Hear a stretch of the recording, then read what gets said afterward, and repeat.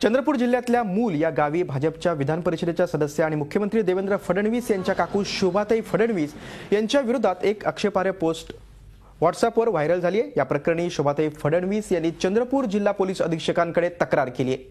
ही post कथित डाळ घोटाळा, शोभाताई आणि मुख्यमंत्री यांचा संबंध जोडून तयार करण्यात आली आहे। चंद्रपूर जिल्ह्यातील मूल हे फडणवीस परिवाराचं मूळ गाव आहे। याच शहरातील एका ग्रुपवरून ही पोस्ट टाकण्यात आली होती। गेले काही दिवस ही पोस्ट विविध ग्रुपवर फिरत होती। मात्र आमदार शोभाताई स्वतः व्हॉट्सअप वापरत नसल्यानं त्यांना या प्रकाराची माहिती नव्हती। कार्यकर्त्यांनी ही बाब लक्षात आणून दिल्यानंतर त्यांनी पोलिसांकडे तक्रार केली।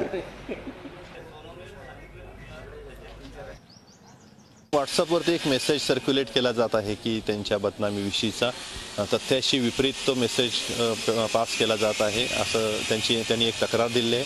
त्याप्रमाणे मूल पोलीस स्टेशनला आपण काल एक IPC सेक्शन 500 प्रमाणे एक NC दाखल केलेली आहे आणि त्याचा तपास उद्या माननीय न्यायालयाची परवानगी घेऊन त्या NCचा तपास उद्या केला जाईल आणि याच्यामध्ये जे काही संबंधित आहे त्यांच्यावरती कारवाई केली जाईल। झी 24 तास रहा एक पाऊल पुढे।